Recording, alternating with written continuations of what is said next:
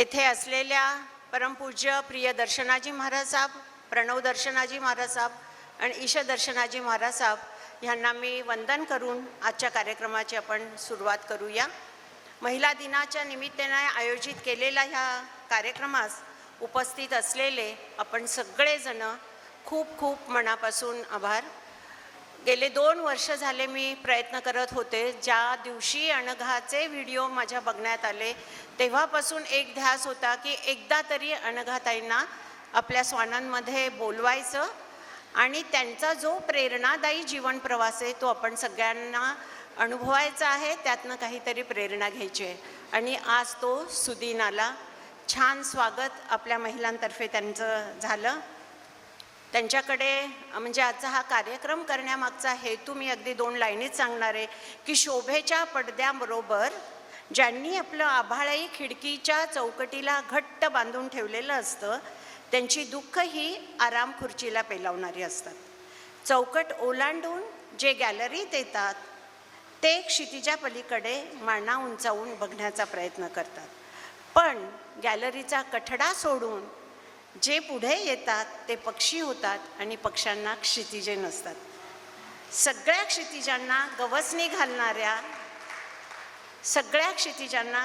घालणाऱ्या आजच्या इथे जमलेल्या माझ्या सगळ्या मैत्रिणी, स्वानंदी मैत्रिणी, इतर आलेले अतिथी, तर गगनाला गवसणी घालणाऱ्या सगळ्या मैत्रिणींचं पुन्हा एकदा मला स्वागत करावं असं वाटतं। अजून या कार्यक्रमाची शोभा वाढली आहे कारण की आपल्याकडे आज प्रतिभा दीदी आपल्या आग्रहाला विनंतीचा मान ठेवून आज आल्या आहेत। खरं तर त्या बोलवलं आणि आल्याने असं कधी होतच नाही। त्यांचं प्रेम जे स्वानंदवर आहे मला वाटतं ते असं क्वचितच बघायला मिळतो ना। आपण सगळ्याजणी खूप भाग्यवान आहेत। आणि अजून एक विशेष म्हणजे दुसऱ्या देशातून, जर्मनीतून रीटा बागचे ह्या एक गेस्ट आपल्याकडे आलेले आहेत। जोरदार स्वागत प्रतिभा दीदींचं आणि रीटाचं। अनघाचा मी थोडक्यात परिचय करून देईल की तरल मनाची लेखिका, कवयित्री, वक्ता, निवेदिका, जी रोजच्या जगण्याचं गाणं गात आपलं आयुष्य सुरेल करते अशी अनघा, जी FM रेडिओवरची RJ आहे, उत्तुंग विचार आहेत, लोभस व्यक्तिमत्व आपण बघितलेलं आहे आणि दृष्टीहीन असून सुद्धा डोळसपणे आयुष्य जगणारी अशी अनघा मोडक। तिच्या डिग्र्या जेव्हा तिने मला तिचा परिचय पाठवला, तिच्या डिग्र्या वाचता वाचता मीच थकले। बाप रे, केवढ्या डिग्र्या हिच्या!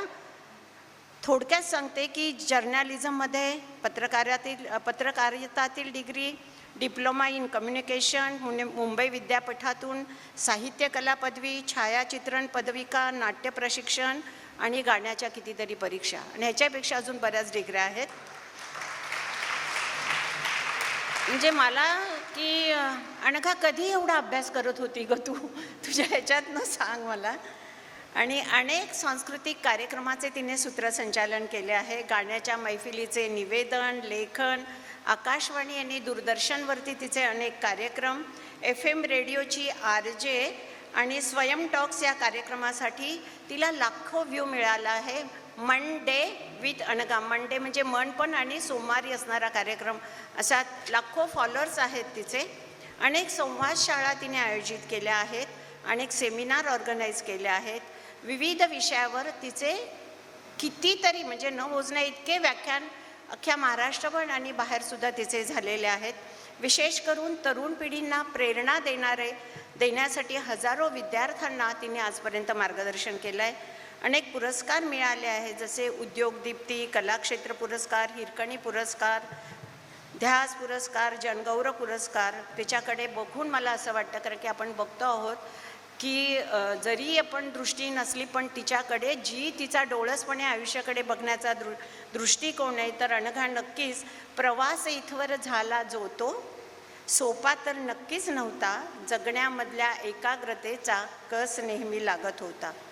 शिस्त आहे, ज्ञान आहे, सद्वर्तनही अखंड आहे, चिकाटीने अडसर सारे दूर करणे जमत आहे, सदा सर्वदा ध्यास आहे, सोबत आहे मधाळ भाषा, सदा सर्वदा ध्यास आहे, सोबत आहे मधाळ भाषा, हितकर सम्यक भावांचाही नित्यच तो समतोल आहे.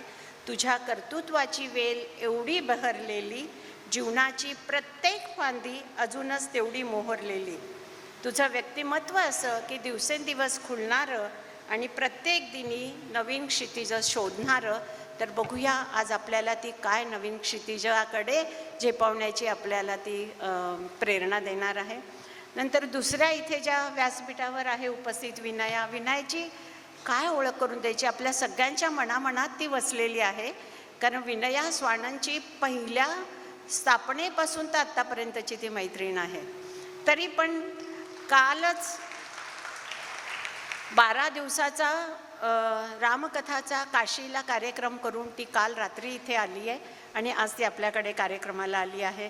उत्कृष्ट निवेदिका, उत्कृष्ट वक्ता, अनेक दूरदर्शनवर तिचे कार्यक्रम, संत साहित्याचा गाढ अभ्यास, मूकबधिर मुलांची गुरु, कित्येक रामकथा रामायणाचे तिचे कार्यक्रम, नर्मदा परिसरातील अनेक अनाथ विद्यार्थ्यांना तिचं मार्गदर्शन लाभलं आहे.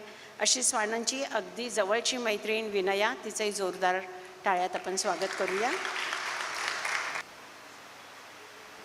आदरणीय महाराजसा, त्यांच्या चरणी माझा आणि अनघाचा प्रणाम. आणि माझ्या सगळ्या स्वानंदी सख्या, अनघा या हाऊसफुल अशा आनंद दरबारामध्ये मी माझी अत्यंत लाडकी असलेली मैत्रीण RJ अनघा हिचं स्वागत करते. अनघा, तुझं खूप खूप स्वागत. Thank you so much. एकतर या हॉलचं नाव आहे आनंद दरबार, कार्यक्रम आहे स्वानंदचा, आणि एक स्वानंदी मैत्रीण आपल्या आयुष्याची वाटचाल कशी करते आहे हे ऐकायला उत्सुक असलेले हाऊसफुल असलेलं सभागृह. आता खुर्च्या बहुतेक मागवाव्या लागतील अशी हे आहे. त्या अनघा, तुझं खूप खूप स्वागत. एक दिलखुलास अशी गप्पांची मैफल आपण इथे रंगवूया. विचारांची, शब्दांची ताकद तुझी इतकी जबरदस्त आहे. खरं तर तुझ्या हातातली मास्टर्सची पदवी, सगळा मेरिटमधला तुझा प्रवास, PhDचं पाहिलेलं स्वप्न, आकाशवाणीला झालेली निवड, तुझ्या त्या सगळ्या पदव्या, तुझं नाचणं, गाणं, आनंदाने जगणं, ह्या सगळ्याला नियती एकदम U-टर्न जेव्हा घ्यायला लावते आणि आनंदाच्या जगण्याला एक ट्विस्ट येतो. जसा तुझ्या आयुष्यामध्ये जो ट्विस्ट आला. पण एक सांगू, तर अगदी दिलखुलासच मैफल आहे म्हणूनच की तू तशीच फुललेली आहेस, उमललेली आहेस, आणि आम्हाला खूप छान वाटतं. येताना तुला जेव्हा आम्ही त्या गाण्याच्या बरोबर तुझ्या डोक्यावरची ती पगडी आणि छान डोक्यावर धरलेलं छत्र असं घेऊन तुला आम्ही इथं आलो. तर अनघा, तू आपल्या गप्पांची सुरुवात मला वाटतं की आपण आज सगळ्या स्तरातली लोक आहेत इथे.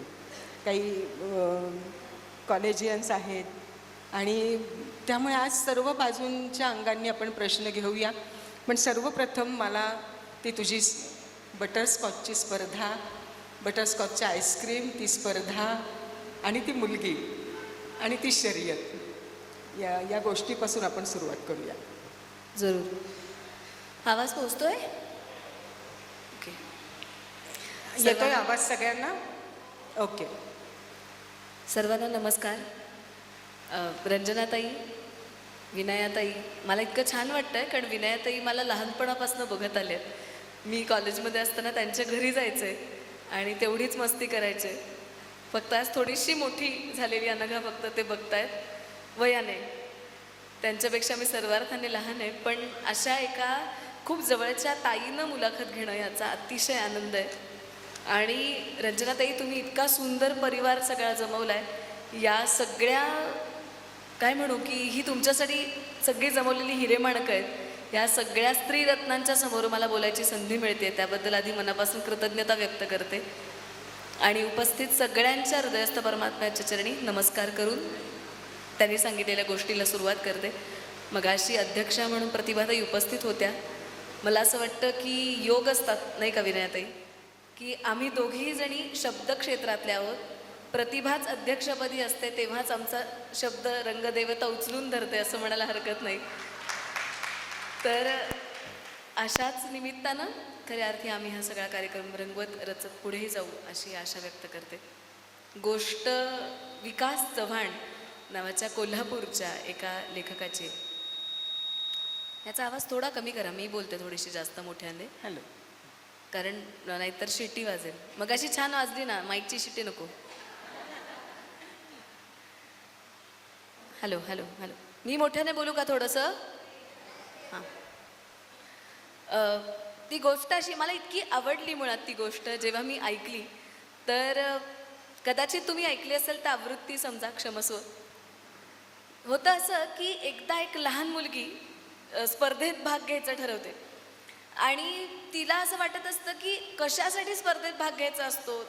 चिमुरडी असते छोटीशी, काय 5-6 वर्षाची, आणि बक्षीस काय असतं तर स्पर्धा जिंकल्यानंतर अख्खं एक आईस्क्रीमचं पार्लर भेट मिळणार असतं. कसलं भारी ना. आणि असं पार्लरचं अख्खं आकर्षण तिच्या मनात असतं आणि म्हणून ती म्हणते की आता मी पळणार का, तर आईस्क्रीम, आणि रोज आईस्क्रीम मिळणार ना, पार्लरच आपलं म्हणजे. या मिशाने ती धावायला सुरुवात करते, रोज प्रॅक्टिस करते आणि शर्यतीचा दिवस उजाडतो. एकदम वेगवान धावत असते, अगदी टप्प्यात आता तिचा विजय आलेला असतो, ती जिंकणार अशा बेतात असताना एकदम पाय अडखळतो, धडपडते, पडते आणि पुढे 3-4 मुलं निघून जातात. उठते, परत पळायला लागते, शर्यत पूर्ण करते आणि रडायला लागते की आता मी हरले, मला पार्लर मिळणार नाही आईस्क्रीमचं. तर तिचे आई बाबा तिला आवडणाऱ्या बटरस्कॉच आईस्क्रीमचे भरपूर बॉक्सेस घेऊन तिच्यासमोर येतात आणि ती एकदम रडत रडत विचारते, पण बाबा मी हरले ना, मग तुम्ही मला कशासाठी आईस्क्रीम देताय? तर तिच्या बाबांचं उत्तर फार महत्त्वाचं आहे. कदाचित हेच मी आयुष्यभर या ना त्या निमित्ताने ऐकत आले, माझ्या मनात माझ्या पालकांमुळे, शिक्षकांमुळे रुजवत आले. त्या वडिलांचं उत्तर असं होतं की बाळा, तुला कोणी सांगितलं तू हरलीस म्हणून? एकूण किती विद्यार्थी होते सांग? 50. तू कितवी आलीस? 5वी. तर त्यांचं उत्तर असं होतं, अगं म्हणजे 45 स्टुडंट्समध्ये तू फर्स्ट आली आहेस, 4च जण शिल्लक राहिले, तू अजून फक्त 4 पावलं ओलांड म्हणजे तू पहिली येशील, तू हरली नाहीस बाळा, फक्त 1 टप्पा मागे राहिलीस. किती छान अप्रोच आहे सांगा हा. काय होतं, आमच्या मुलाचे 91चे 90% झाले तरी आमच्या पालकांना प्रॉब्लेम आहे हो. 4थं तर म्हणजे अनुत्तीर्णच वाटेल. असं नसतं. मला असं वाटतं की त्याने 90% मिळवलेत, याच्यापेक्षा तो 90% संस्कारांनी समाजात उभा आहे. हे ज्या दिवशी गुणवत्ता दाखवेल ना, त्या दिवशी मार्कात पूर्ण पास, अन्यथा नापास. आणि ही गोष्ट म्हणून माझ्या मनात मुरत गेली.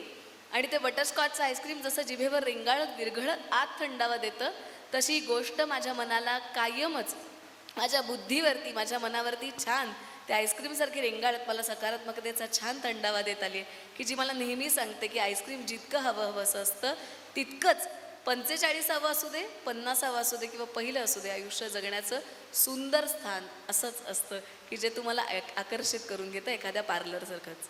क्या बात आहे.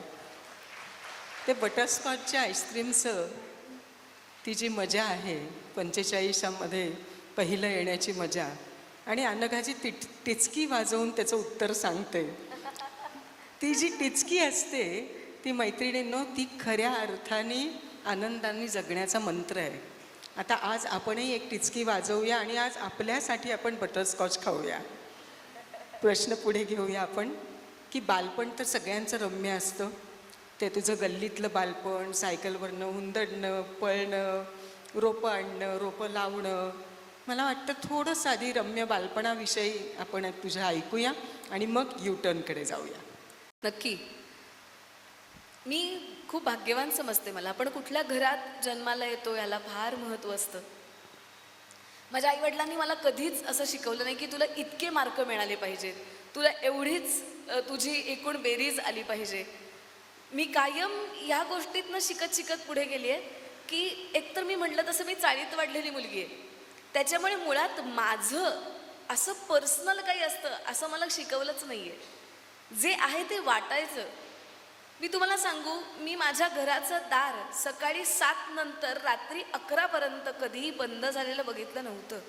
क्या बात आहे. एक लक्षात घ्या, तुम्हाला जगायला ही कवाडच खुली करावी लागतात. काय आहे? बुद्धी, मन आणि आपली आंतरिक ऊर्जा या सगळ्याची कवाडं आम्ही सतत बंद करून ठेवतो आणि मग पॉझिटिव्हिटीला म्हणतो ये ना. कशी येईल? तुमची कवाडं खुली नकोत.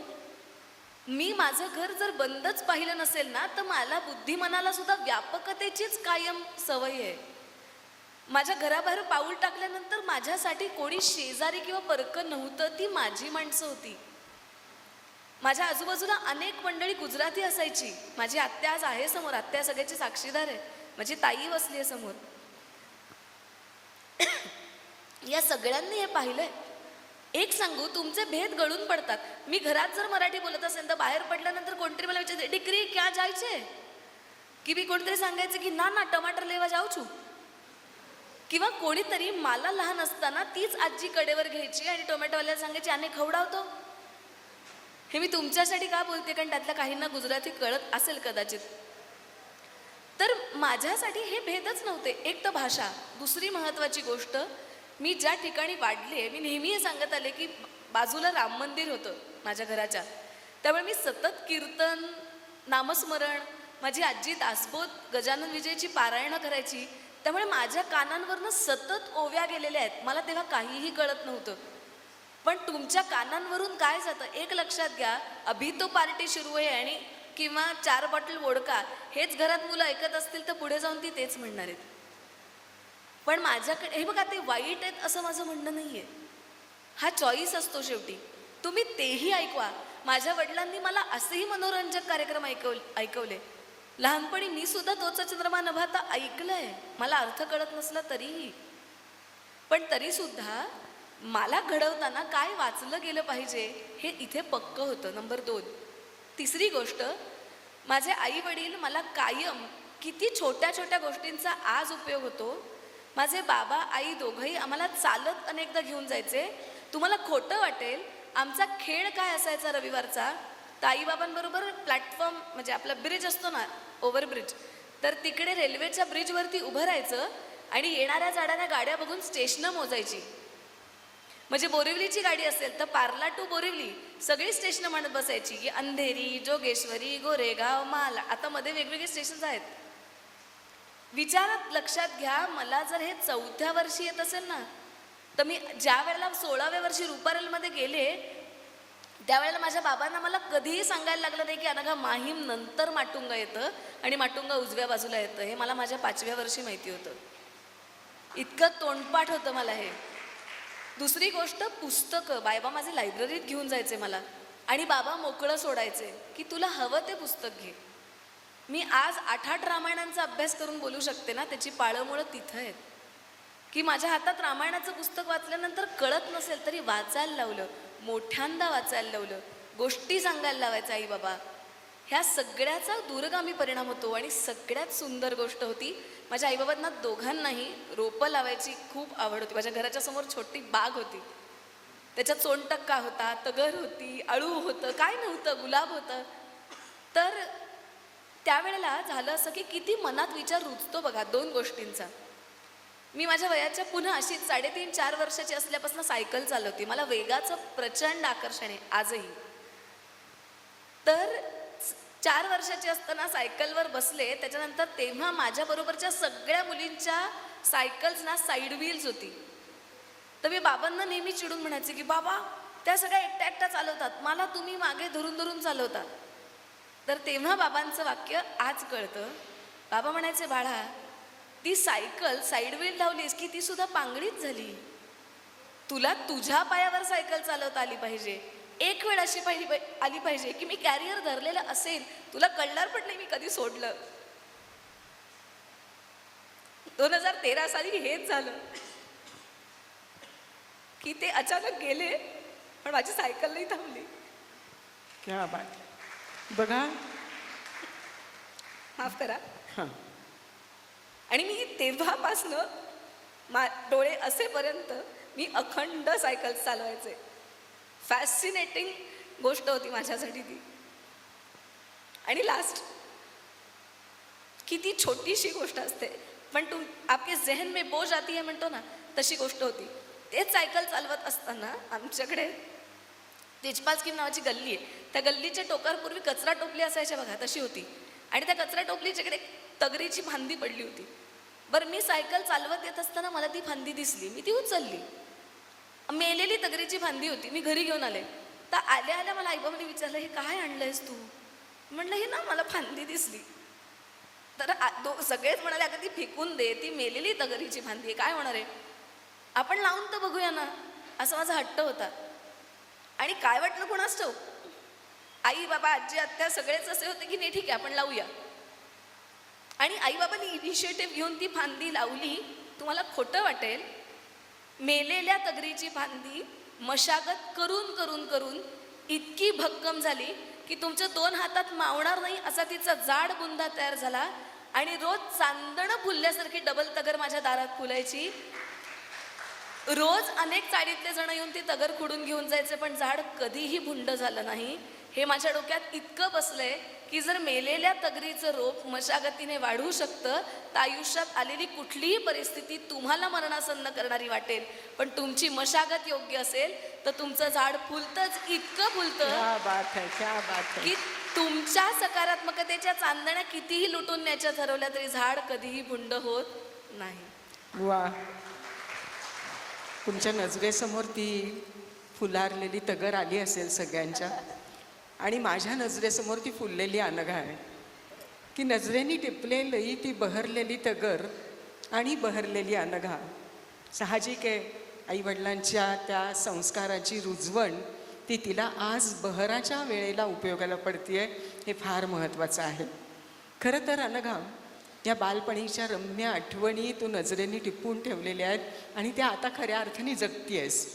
पण जेव्हा तो 2014चा कठीण काळ तुझ्या आयुष्यामध्ये आला, पण त्या कठीण काळाविषयी तर तू थोडीशी बोलच, पण तू त्या काळाकडेही कसं पाहिलंस? खरं सांगायचं तर त्या क्षणी खूप काही कळत नसतं, खरंच नसतं कळत. हां, कारण मुळात काय घडतंय हेच माहीत नसतं ना. ते सगळं इतकं अचानक आलं होतं. मुळात 4 तासात डोळे जाणं हीच काहीतरी वेगळी गोष्ट आहे. बरोबर आहे. कारण मी म्हटलं तसं मी अनेक ठिकाणी सांगितलंय, थोडक्यात सांगते की ज्या दिवशी मला डिस्चार्ज मिळणार होता त्या दिवशी माझ्या प्लेटलेट्स डाऊन झाल्या होत्या. मी म्हटलं ना, आज आत्या साक्षीदार या सगळ्या गोष्टीची.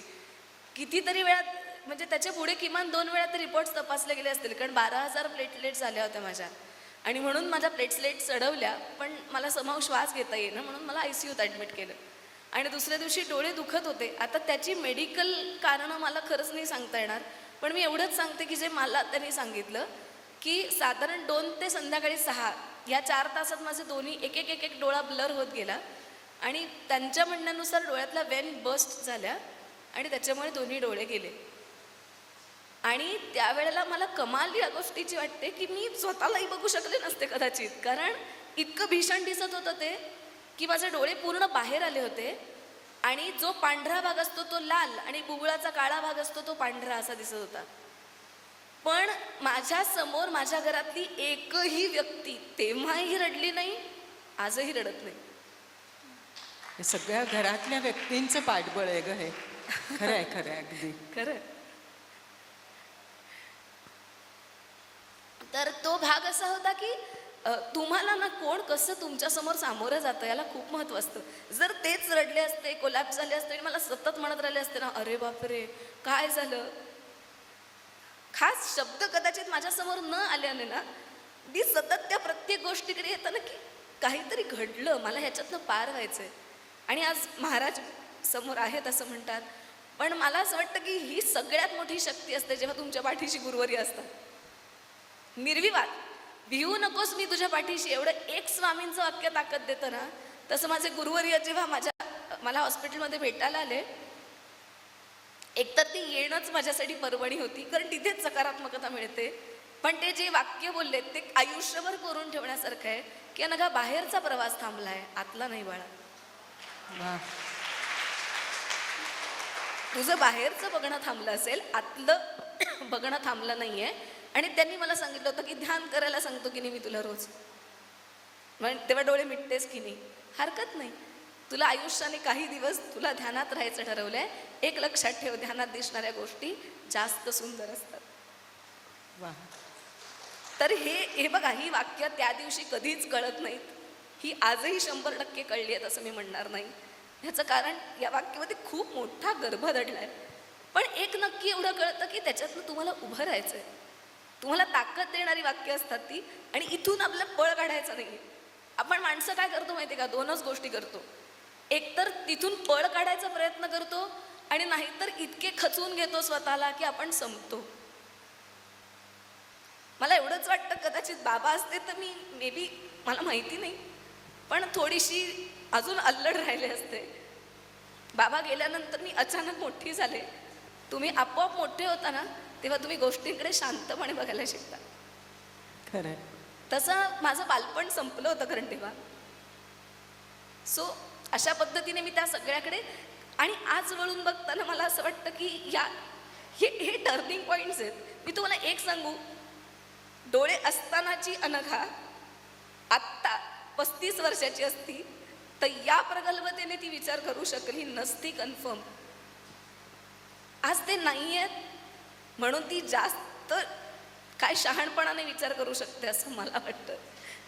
कदाचित ती प्रगल्भता तुम्हाला डोळे देत नसले तरी जगण्याची दृष्टी नक्की देतं, यात काही शंका नाही. आमचा प्रमोद जोशी म्हणून दादा आहे, ही फक्त स्वस्तुती म्हणून कविता घेऊ नका, त्यातला कंटेंट म्हणून घ्या. फार छान लिहिलं होतं त्याने, 2 ओळी फक्त, देवगडचे कडवी, देवगड, येस, त्यातले 2 कडवी फक्त सांगते त्यांनी लिहिलेली माझ्यावरची. तो असं म्हणाला होता की अनघा म्हणजे निष्पाप, याचा अर्थ खरा झाला.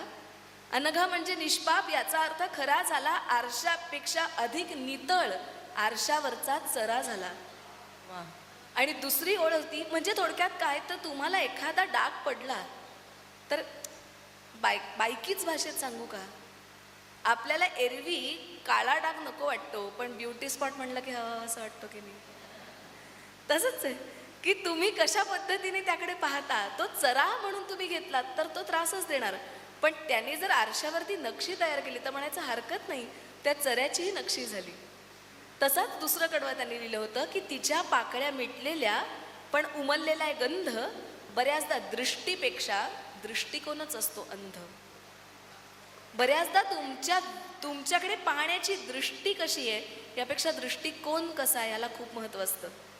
तुम्ही कोणत्या अँगलने माणसाकडे बघता ह्याला खूप महत्त्व आहे.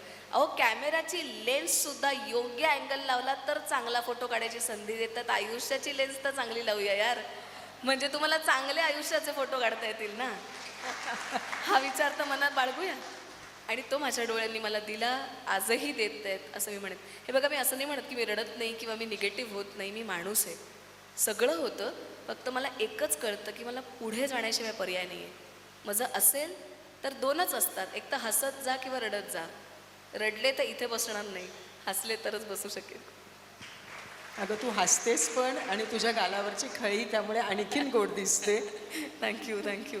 खरं सांगायचं तर तिच्या कुटुंबांनी सुद्धा या काळामध्ये तिला दिलेला आधार म्हणण्यापेक्षा तिला उभं करणं, कारण आधार शब्दालाही कुठेतरी एक दयेचा स्पर्श येतो, पण तिला खऱ्या अर्थाने बळ दिलं. खऱ्या अर्थाने कुटुंबांनी, आईवडिलांनी, सगळ्या नातेवाईकांनी तिला उभं केलं. इतकंच नव्हे तर कुटुंबियांनी तिच्यासाठी डोळे मिटून घर चालून पाहिलं. हे जे आहे, हे समर्पण आहे. आईवडील सगळेच मुलांसाठी करतात, पण आज अनघाला उभं करायचं होतं. आणि मला असं वाटतं अनघा की हे जे विशेषपण आलेलं आहे, हे मुलाला येणं आणि मुलीला येणं, हे विशेषपण, ह्याच्यातसुद्धा खूप फरक आहे. की मुलाला असं काही झालं तर होईल, तो करेल, तो असं असतं. पण मुलीला जर असं काही विशेष असं वैगुण्य प्राप्त झालं, अरे बापरे, कसं करेल ती, काय करेल ती, त्याला चिंतेची झालर येते. पण अनघाच्या बाबतीत मात्र जेव्हा तिच्या पाठीशी असे आई बाबा होते, आणि विशेष करून तिच्यासाठी म्हणून, तिला बळ देण्यासाठी म्हणून जे जे करायला हवं होतं ते सगळं त्यांनी तिच्यासाठी पेरून ठेवलं होतं. आणि आत्ताची जी तुम्हाला समर्थ अशी अनघा दिसते, हसरी अनघा दिसते, उमललेली अनघा दिसते, ह्याच्या सगळ्याच्या पायाशी तिचं कुटुंब आहे. त्यामुळे मला त्यांचं खूप आज आठवण येते. पण आयुष्याची अनघा गती बदलली, थोडा स्पीड कमी झाला, तुझं फास्ट जाणं जरी कमी झालं, अडथळे कमी झाले नाहीत, अडथळे थोडेसे वाढले असतील, पण तरीसुद्धा त्याला सामोरं जाताना तू नेमकं उभं राहण्याचं बळ जे घेतलंस कुटुंबाकडून, पण हा जो टर्न आहे की तुझ्यामधली एक निवेदिका, सूत्रसंचालिका, तुझ्यामधली एखादा थीम घेऊन कार्यक्रम करणारी अभ्यासू अशी तत्त्वज्ञ म्हण, किंवा तुझं जे तू मांडणं आहे ते सगळं बेस असतो अभ्यासाचा, तर हे सगळं करण्याकरता नेमकी संधी कशी चालत आली? सांगते. एक तर त्यांनी सांगितलं ती फक्त पुष्टी म्हणून नमूद करते की ही खरंच खूप मोठी गोष्ट आहे की मुलगी म्हणून जेव्हा तुमच्याकडे बघितलं जातं ना, एक लक्षात घ्या, मला स्पर्श करताना सुद्धा 100 वेळा कदाचित हा विचार मनात येत असेल की नाही, किती सांभाळावं लागत असेल विचार करा. खरंय. पण इथे मी का सद्गुरू म्हणते ना, हे इथे लक्षात येतं. रंगदेवतेच्या साक्षीनं सांगते, एकही अक्षर अधिक उणं बोलत नाहीये. यापुढेही रंगदेवता आणि माझे सद्गुरू हीच ताकद देत राहोत. त्यांची कृपा अशी आहे की आत्तापर्यंत एकही स्पर्श चुकीचा मला झालेला नाहीये गेल्या 10 वर्षात.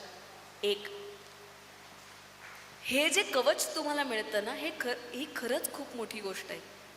कारण तुम्हाला एक जरी चुकीच, हे बघा, कदाचित परक्यांच्या नजरांनी तुम्हाला कदाचित थोडं ऑड वाटू शकत असेल, पण स्पर्श करण्याची क्षमता नाही, कारण तुम्हाला भक्कम केलेलं असतं तशा पद्धतीने. नंबर 1. आणि दुसरी गोष्ट, मला असं वाटतं की मुलगी म्हणून तुम्हाला घरच्यांनी कसं बघितलं याला खूप महत्त्व आहे. माझ्या आईला हीच चिंता पडली असते ना की अगं बाई, 25 वर्ष म्हणजे मुलीच्या लग्नाचं वय, कारण माझ्याही घरी बघतच होते. अगदी स्वच्छ सांगायचं तर माझ्या मागेही अनेक होते. मुद्दा हा असतो की अशा वेळेला स्वीकारणारे किती जण असतात. आपल्याकडे समाजाची ही परिपक्वताच नाहीये की आपण व्यंग स्वीकारू शकतो. एक लक्षात घ्या, कमतरता प्रत्येक माणसात असते, आमची दिसतात, इतरांची दिसत नाहीत. खरंच, खरंय खरंय. कसं आहे माहिती आहे, अहो, छोट्या छोट्या गोष्टीत मी एक सोपा प्रश्न विचारते. समजा आत्ता मिट्ट इथे काय रात्र झाले, 10:30 वाजलेत आणि मिट्ट काळोख झाला. हां, इथे छान लख्ख दिवे आहेत, पण समजा अचानक दिवे गेले तर डोळस कोण, तुम्ही का मी? सांगा की.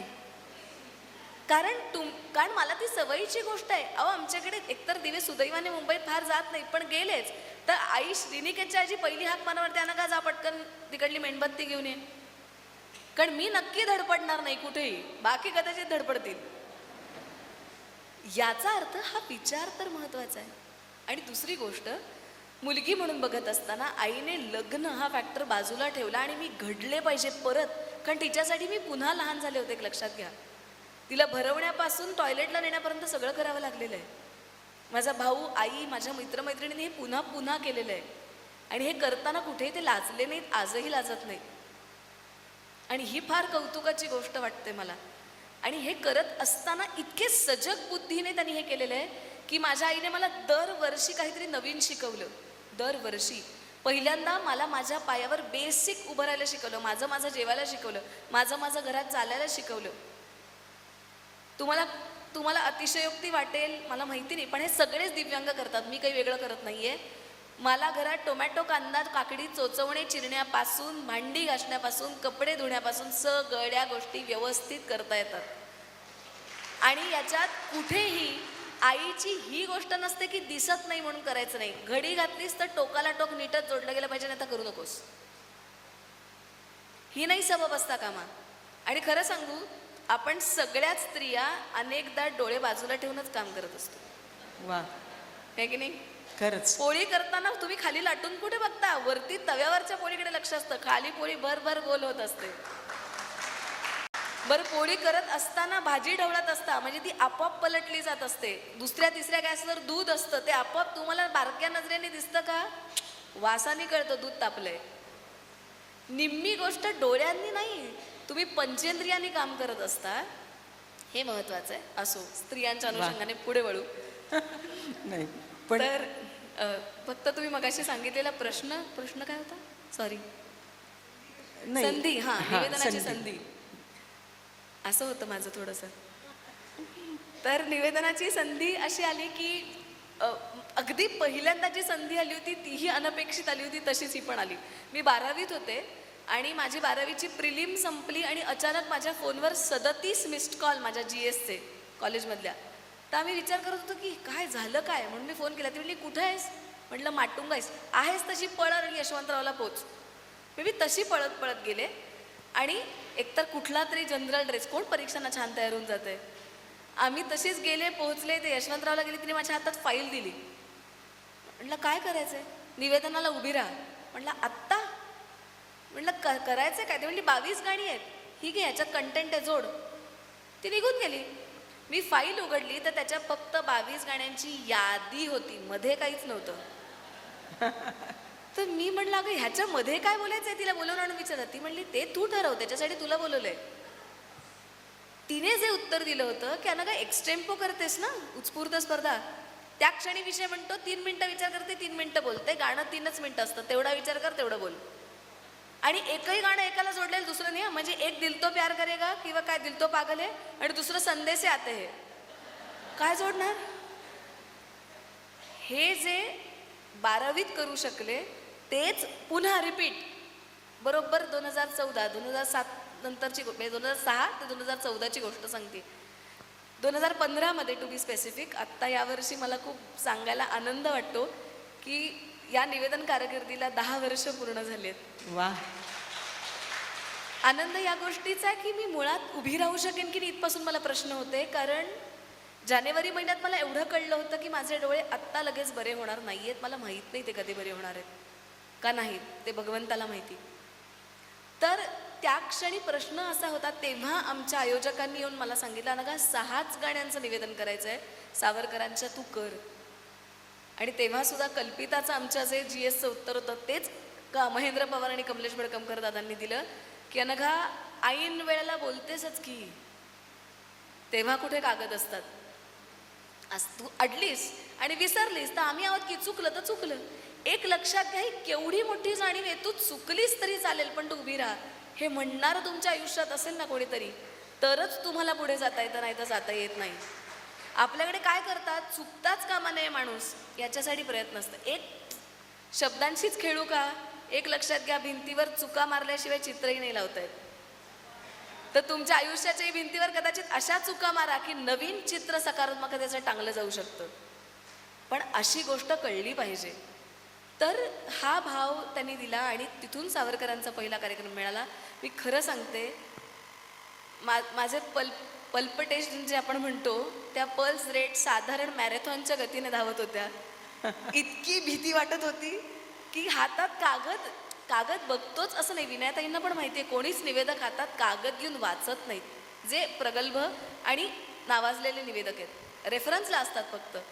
पण त्या रेफरन्सही नाही याची भीती वाटायला लागली. पण त्या 6 गाड्यांनी त्या 2-3 दिवसात जे कार्यक्रम केले त्याचं इतकं बळ मिळालं की आपण काहीतरी करू शकतोय, हा कॉन्फिडन्स त्यांनी दिला. आणि त्याच्यात मोठी दाद होती. डॉक्टर गौरी माहुलीकर या विदुषी आहेत, संस्कृत अभ्यासक, त्या कार्यक्रमाला उपस्थित होत्या. त्या येऊन म्हणाल्या की बाळा, तुला कल्पना आहे का की तुझ्या बोलण्याची पोटेन्सिटी काय आहे? मी म्हटलं मला नाही माहिती. तर त्यावर त्या म्हणाल्या, एकच लक्षात ठेव की तू बोलायला लागलीस की सगळ्यांचे कान जिवंत होतात. आता तसंच काय पाहिजे? आत्ता अनघा तशीच परिस्थिती हॉलमध्ये आहे की सगळे जीवाचा कान करून ऐकतायत. पण मी तुझ्या पहिल्या प्रश्नाचं तू उत्तर दिलंस की कांदा कापण्यापासून टोमॅटो कापण्यापासून सगळं काही तू करतेस. पण एका शिबिरामध्ये अनघा, मी अशाच 12वीच्या विद्यार्थ्यांचं शिबिर होतं, त्यांना विचारलं की आपल्या पांघरुणाची घडी आणि आपली कब्बशी धुणं, आपलं ताट सिंकमध्ये ठेवणं, या गोष्टी कोण कोण करतात, तेवढ्यांनी फक्त हात वर करा. आणि तुला म्हणजे मला सांगताना वाईट वाटतंय, हॉलमध्ये एक हात फक्त वर झाला 75 मुलींपैकी. आणि बाकीच्यांची उत्तरं काय होती माहिती आहे मैत्रिणींनो? नाही, आमच्याकडे मावशी असतात हे काम करायला, आमच्याकडे ताई येते ना, ती करते हे सगळं. आणि ताई किती वयाची? त्यांच्यापेक्षा लहान वयाची ताई आहे ती. आपल्या अंथरुणाची घडी घालणं, आपलं ताट सिंकमध्ये ठेवणं, ह्या कामांसाठी पण डोळस माणसाला माणसं लागत आहेत. ही किती खेदाची गोष्ट आहे. आणि तू समोर आल्यानंतर ही आम्हाला आमची चूक वाटते. आज मागे बसलेल्या तरुण मुलींना मी सांगेन की किमान स्वतःचं काम तरी स्वतः करा आणि आपल्याबरोबर असलेल्या एका ज्येष्ठाचं काम करायला तरी सुरुवात करा. एवढं तरी केलं तरी अनघाची मुलाखत खूप सफल झाली असं मी म्हणेन. 100% का माझ्या घरी मावश्या नाही आहेत का? आहेत. पण मुळात ती माणसं आहेत हे जेव्हा आपण लक्षात ठेवतो ना, तेव्हा आपण त्यांचं काम थोडं कमी कसं करता येईल याचाही विचार करतो. आणि तुम्हाला सांगू, माझे बाबांनीही खूप छान नजर दिली. माझे बाबा या छोट्या छोट्या गोष्टीतनं मला वाक्य शोधून दाखवायचे. आत्ता ताई म्हणत असताना क्षणभर वाटलं की अहो, अंथरूण पाहून पाय पसरावेत असं म्हणतात. आम्हाला आमचं विस्कटलेलं अंथरूणच जर सांभाळता येत नसेल तर आयुष्य विस्कटलेलं कसं सांभाळणार सांगा? वा, म्हणजे अंथरुणाची घडी नसते ती मैत्रिणींनो, ती आयुष्याची घडी असते. आणि ती तुम्ही कपडे कसे वाळत टाकता ह्याच्यापासून तुमची व्यवस्थितपणाची नोंद होत असते. तर कृपया आपल्याला स्वतःलाच आपल्याला जर सिद्ध करायचं असेल स्वतःसाठी, कोणासाठी नाही, तर किमान आपलं काम तरी आपण करायला नक्कीच अखेरपर्यंत आणि हे करत राहावं. वय कितीही असो, आपलं काम आपण करणं हा एक मंत्र अनघाच्या या बोलण्यामधून नक्की द्या. मी अनघाला गप्पा मारताना मध्ये म्हटलं होतं फोनवरती की अगं, गाणी आठवणीतली असा कार्यक्रम, आणि गाणारे पण डायरीत बघून म्हणतायत, निवेदिका पण डायरीत बघून वाचतेय, पण आमची अनघा मात्र विषय कोणताही असो, सावरकर असो, तो गीत रामायण असो, आनंद भाटेंच्या सरांबरोबरचं निवेदन असो, कुठल्याही कार्यक्रमाचं निवेदन असो, तिची उत्स्फूर्तता, तिचं बोलणं हे सगळंच मला खूप भावतं, नेहमीच भावतं. एकदा पंडित फार्मला ती कार्यक्रमाला आली होती आणि अर्ध्याहून अधिक लोक असं म्हणत होती, गाणी नेहमीच ऐकतोय, आम्ही अनघाला ऐकायला आलो आहे. म्हणजे ही गोष्ट मला इतकी भावली त्या दिवशी. पण मला असं वाटतं अनघा की सावरकरांसारखं दालन तू जेव्हा अभ्यास करून उलगडतेस तेव्हा त्याच्या मागे एक आदराची भावना तर सावरकरांबद्दलची आहेच, संस्कार आहे तो आपला. पण तरीही एक आतून सावरकर जेव्हा तुझ्यामधून येतात, तू बोलतेस तेव्हा, तर त्याची एक छोटीशी झलक आम्हाला दाखवशील का? झलक? अच्छा. सांगते. सावरकर सर्वार्थाने प्रेरणा देतात तो. हे बघा, विचार पटोत न पटोत हा मुद्दा बाजूला आहे. मुद्दा हा असतो की तुम्ही घ्यायचं काय.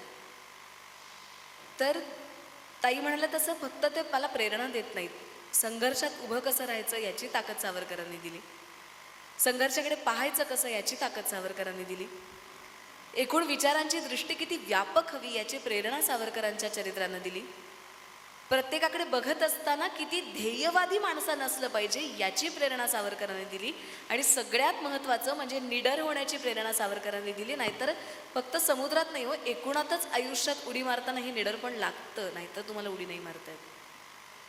तो ध्यास आहे एक प्रकारचा, आणि हा मनात कुठेतरी रुंजी घालत राहतो असं मला वाटतं. त्याच्यात ती छोटी उडीचा जो प्रसंग आहे तो सांगते, किंवा कोणताही, म्हणजे एकतर तुरुंगातला सांगते, कोणता सांगू? उडीचा तर प्रेरक आहेच, तोच सांगते. चालेल. हां.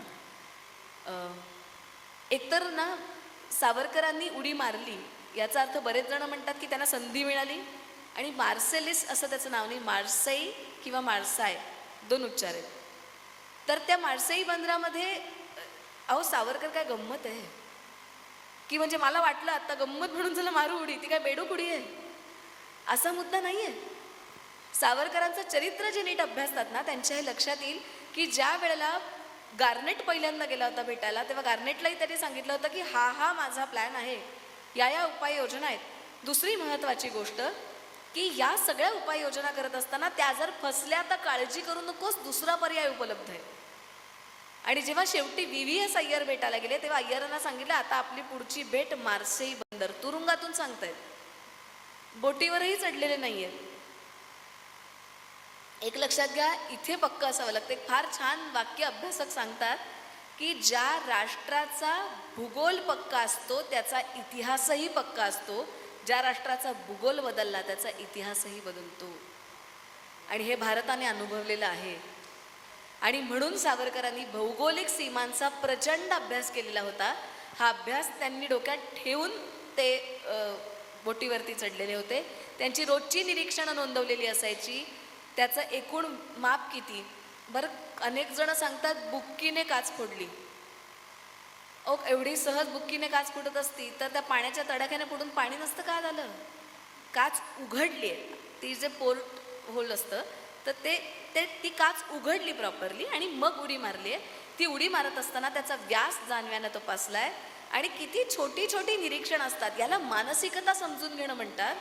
त्यांनी या इंग्रजी अधिकाऱ्यांची मानसिकता समजून घेतली. ती मला सगळ्यात कमाल वाटली.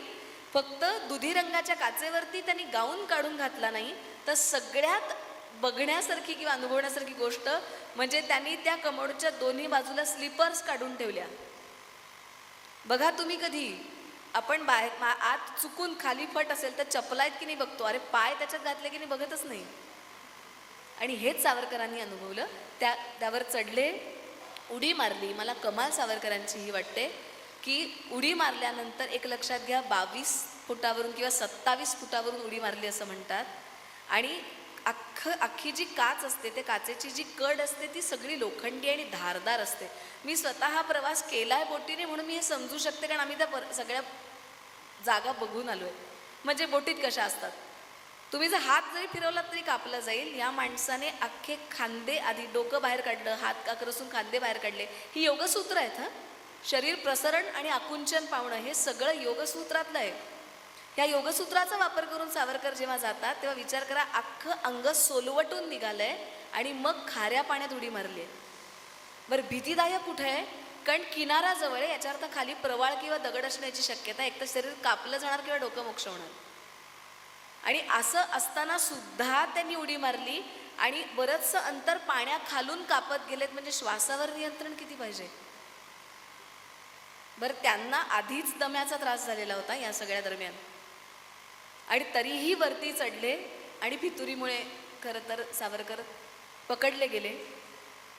मला नेहमी असं वाटतं, मी अख्खं आत्ता सांगणार नेहमी अहो हे अख्खं व्याख्यानात अर्धा तास सांगतात, आता तेवढा वेळ नाही आहे. पटपट फक्त त्याची मुद्दे नोंदवते. त्यातले 2 मुद्दे, 2 वाक्य महत्त्वाचे आहेत. अनेकांनी ओरड केली होती की सावरकरांची उडी चुकली आणि सावरकर पकडले गेले. सावरकरांनी वाक्य असं लिहिलं होतं की जर उडी यशस्वी झाली तर ती इतिहास घडवेल, पण ती जर अयशस्वी झाली तर ती इतिहास बदलेल. आणि तसं झालं. इतिहास बदलला गेला. त्याच्यातनं नव्या गोष्टी झाल्या. यशस्विता आणि अयशस्विता याच्या पल्याड जाऊन सावरकरांच्या उडीने एक भारतीय क्रांतिकारक काय करू शकतो हे जगाला दाखवून दिलं असं म्हणतात. कारण त्याच्यानंतर भारताकडे बघण्याचं लक्ष बदललं. आज कसं बदललंय तसंच खरंय. एक लक्षात घ्या, तुमचं पद आढळ लागतं, योद्धा संन्यासीच लागतो, त्याच वेळेला हे घडू शकतं, अन्यथा घडू शकत नाही. हे विचार जेव्हा येतात तेव्हा मी फक्त 4 ओळींची कविता सांगते, तेवढीच पुरेशी माझ्या मते उडीसाठी. मनमोहन नातूंची कविता आहे. खरंय. कविता अशी आहे की ही ताईंना पाठ असेल कविता, की ही अशी उडी बघताना कर्तव्य मृत्यू विस्मरला. ही अशी उडी बघताना कर्तव्य मृत्यू विस्मरला.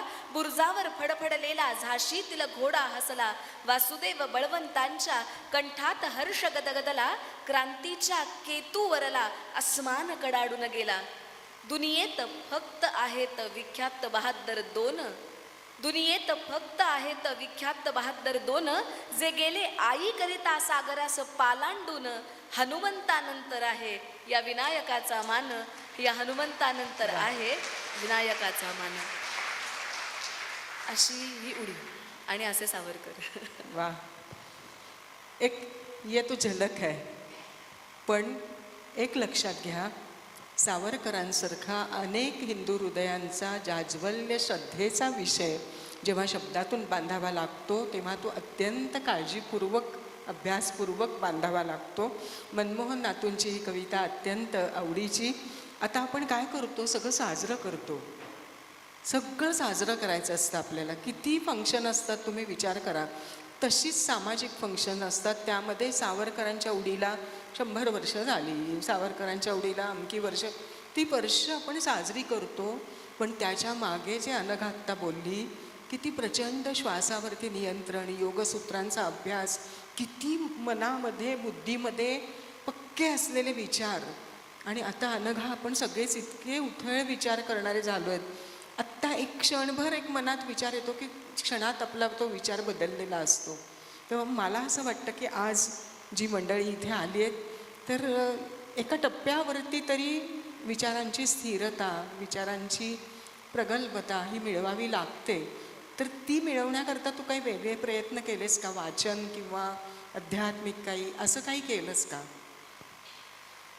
हो, पण मी अजून असं ते हळूहळू अनुभवांनी प्रगल्भ होत जातात. नंबर 1, हां. कारण प्रगल्भता ही काही वाचून आपल्याला येऊ शकत नाही. त्याच्यासाठी अनुभव संपन्नताच लागते. ते कदाचित थोडे व्यापक वाचन करू शकेल, हां हां. पण परिपक्व होण्यासाठी शेवटी फळ सगळ्या ऋतूंना सामोरं जातच पक्व होतं. हा निसर्गाचाच न्याय असेल तर ते माझ्याही बाबतीत लागू आहे. अनेक अनुभवांचं शहाणपण तुमच्या आसपास जोडलं जातं. आणि मी सांगू का, मी जेवढी जेवढी परिपक्व आहे, प्रगल्भ आहे असं तुम्ही सगळे म्हणताय तेवढीच अल्लड आहे. हे विनयताईंनाही माहिती आहे. नाही, हा तुझा विनय आहे. नाही नाही, मी खरंच आहे. म्हणजे मला कधी कधी हे आईला सांगावं लागतं की अगं हा नाही विचार केलास तर बरं होईल. असं नाही आहे की मी प्रत्येक वेळी तेवढ्याच व्यापक पद्धतीने विचार करू शकते. मुद्दा एवढाच असतो की त्याची कपॅसिटी तरी आपण डेव्हलप केली आहे का. एक लक्षात घ्या की तुमचं मापच मोठं नसेल तर भरणार कसं. तेच जर संकुचित ठेवलं तर भरणार नाही. आपण ते तरी वाढवू शकतोय का. बरं, आता मोबाईल वाजले तर आपण थोडे इरिटेट होण्याची जी सत्य आहे असं म्हणू, म्हणजे मी जे बोलेन त्याला पुष्टी मिळेल है ना. तर त्यामुळे मला असं वाटतं की ही खूप मोठी नजर असते. आणि अध्यात्म हा खूप मोठा शब्द आहे, तो मला खूप कळलाय की नाही मला माहीत नाही. पण माझे गुरुवर्य मला नेहमी एवढंच सांगतात की एक लक्षात ठेवा ना, कोणत्याही गोष्टीला मी करतीये असं म्हणण्यापेक्षा जेव्हा करवून घेतोय ही धारणा येते ना, तेव्हा ती गोष्ट मुळात आपोआपच एक पायरी पुढे जाते. वा. आणि त्यामुळे मला नेहमी असं वाटतं, हल्ली कोणीही सांगितलं ना, काही विचारलं आणि मी पटकन म्हणलं सद्गुरूंची कृपा, की त्याच्यावरती नवा शब्द आलाय की तू विनयखोरपणा करतेस. पण असं नाहीये. एक लक्षात घ्या, मला आयुष्यात स्वच्छ विचारू, कुठल्या कॉन्फिडन्सवर बसते हो मी मंचावर. मनापासून सांगते, दाद माझ्या वाक्यांना मिळत नाही. जी ऐन वेळेला सुचतात ना त्याच वाक्यांना दाद मिळते आजही. आणि ऐन वेळेला सुचलेली वाक्य ही उत्स्फूर्त असं जर आपण म्हणत असू तर याचा अर्थ आंतरिक कुठली तरी सशक्ती आणि उर्मी तुमच्याकडून बोलवून घेते. ते आपण करत नसतो, ती बोलवून पुढे जात असते. आपुलिया बळे नाही मी बोलत, सखा कृपावंत वाचा त्याची, असं तुकोबांचं प्रमाण आहे. आणि तेच मला लागू पडतं असं वाटतं. माझं नाही असं म्हटलं की ती प्रगल्भता आली. एक दुसरी गोष्ट मला असं वाटतं की तुम्ही तुमच्या वयापेक्षा ना काही वेळेला काही परिस्थितीच अशी येते की तुम्हाला आपोआप शहाणं व्हावं लागतं. हो, मी शहाणं असा शब्द वापरलाय, हा स्मार्ट असा शब्द नाही. शहाणं, किती फरक आहे है ना? खरंच. हो ना. तुम्हाला माहिती आहे, डॉक्टर आनंद नाडकर्णी यांनी डॉक्टर अश्विनी भिडे देशपांडेंची घेतलेली मुलाखत आहे, जरूर ऐका. अश्विनी ताई इतकं सुंदर बोलल्या आहेत. अश्विनी ताई त्याच्यात म्हणाल्या की हल्ली शहाणीवच कळत नाही, शहाणपणाच आम्हाला समजत नाही. आम्ही स्मार्ट, अहो आमचे मोबाईल स्मार्ट असतात, माणसाला स्मार्ट व्हायला काय लागणार आहे. एक लक्षात घेतलं पाहिजे की शहाणपणा ही गोष्ट वरवरची नाहीये, आतून बदलायला सुरुवात होते तेव्हा शहाणपणाची पहिली पायरी कळते. आणि विनायक परब म्हणून जे माझे अजून एक मार्गदर्शक आहेत, लोकसत्ताचे कार्यकारी संपादक, ते इतकं सुंदर वाक्य म्हणाले होते. त्याचं म्हणाले होते की जेव्हा निर्मळाचा तळ गाठता येतो ना अनघा, तेव्हा शहाणपणाची पहिली पायरी कळते. वा. निर्मळाचा तळ. हा, आपण एवढे निर्मळ मुळात होत नाही. अहो खड्ड्यातलं पाणी निर्मळ आहे असं वाटतं, जरा खड्डा टाका सगळं उधसून वर येतं परत. आपल्या मनाचंही तसंच आहे. ह्या गोष्टी इतक्या पक्क्या मनात बसल्यात की त्यात किती छोटे अनुभव असतात सांगू तुम्हाला. माझे बाबा गेले तेव्हा एक आमचे नातेवाईक आहेत, तर त्या मला येऊन म्हणाल्या, अनघा एवढी चांगली चादर कशाला घातली आहेस तू. छान ना विणलेली गोधडी होती आमच्याकडे, फार सुंदर. आणि बाबांनी आणि आईने वडाळ्याला वेगवेगळ्या चिंध्या किंवा साड्या जुन्या तुम्हाला देतात आणि त्या साड्यांची सुंदर गोधडी करून मिळते. तर ती बाबांसाठी अंतरली होती. तेव्हा त्या मला म्हणाल्या की अगं काढ आणि ती फाटकी चादर काढ ना, ती प्रदीप बरोबर जाणार आहे.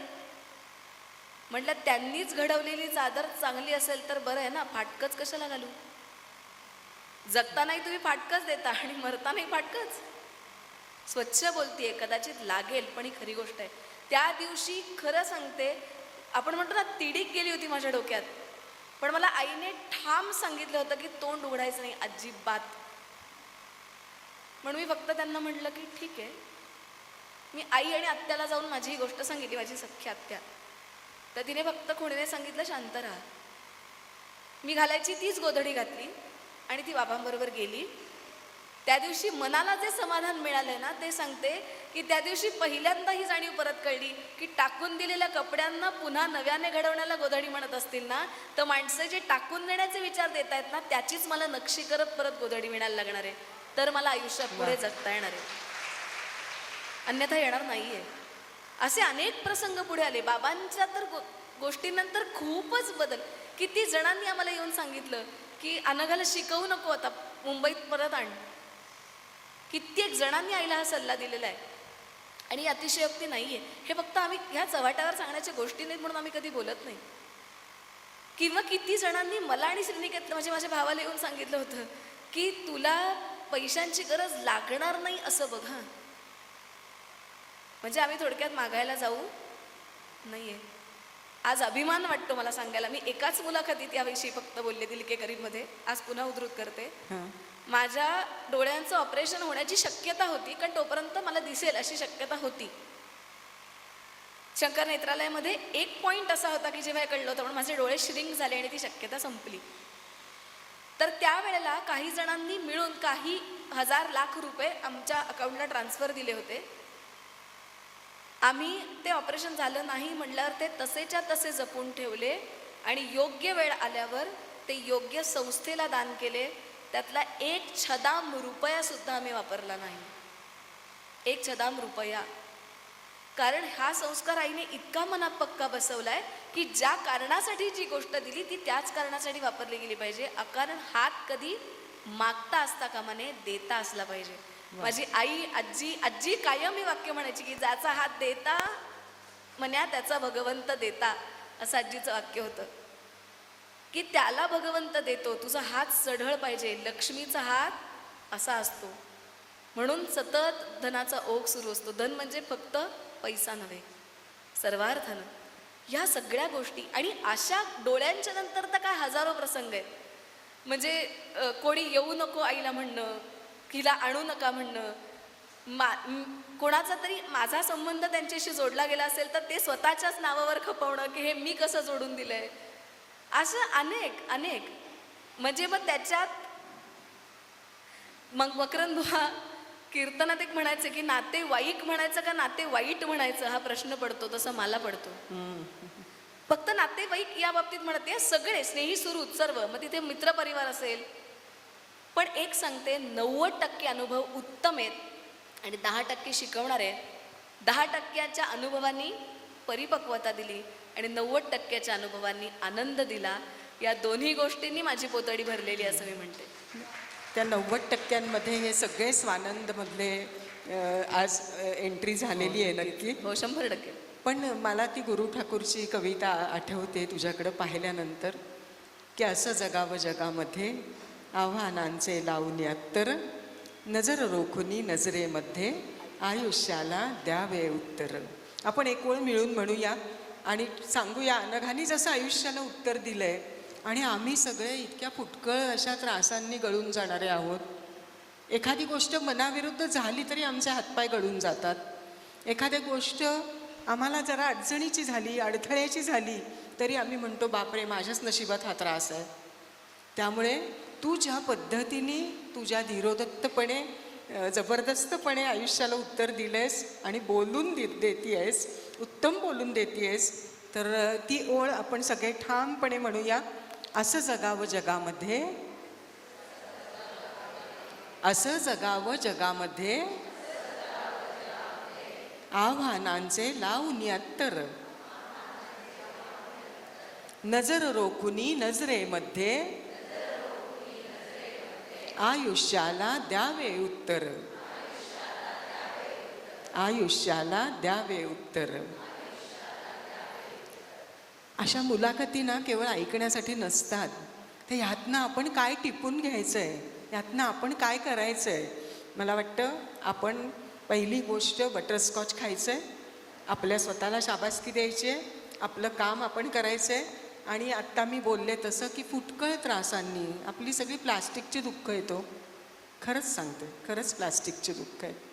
प्लास्टिकची तुम्हाला कानाला खटकेल खरंच, पण हात पाय कान नाक डोळे सगळं धड घेऊन उभा जन्म काढणं, ह्याच्या इतकी दुसरी श्रीमंती कुठली आहे का? पण आपण श्रीमंती मोजतो ती वेगळीच. आता ना खेदानी म्हणावं असं वाटतं की घरं म्हणजे कपड्यांची दुकानं झाली आहेत, मिनी कपड्यांची दुकानं, मिनी चपलांची दुकानं, आणि कंसात लिहिते मिनी मेडिकल स्टोअर्स पण झाली आहेत ना.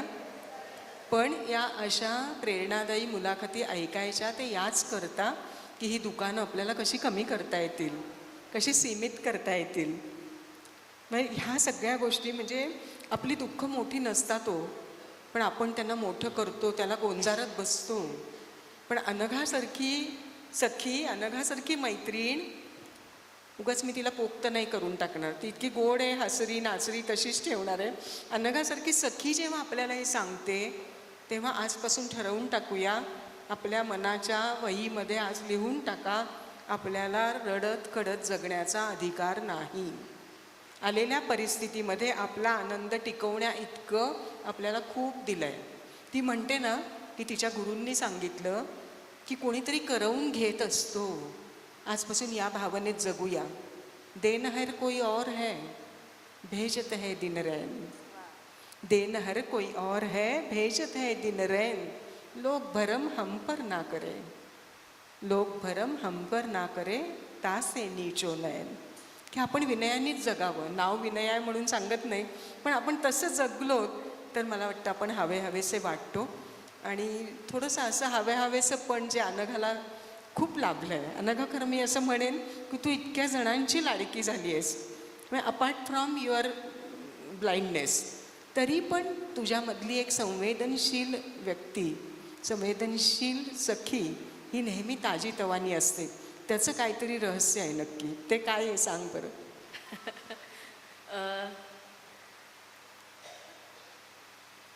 मला नाही माहिती, मी कदाचित मी पहिल्यापासूनच अशी असावे माहिती नाही मला. आत्ता ते जास्त ठळकपणे जाणवते. पण मी खरं सांगू, मला तेव्हासुद्धा डोळे असतानाही मला समुद्र जरी बघितला तरी माझ्या डोळ्यात पाणी यायचं.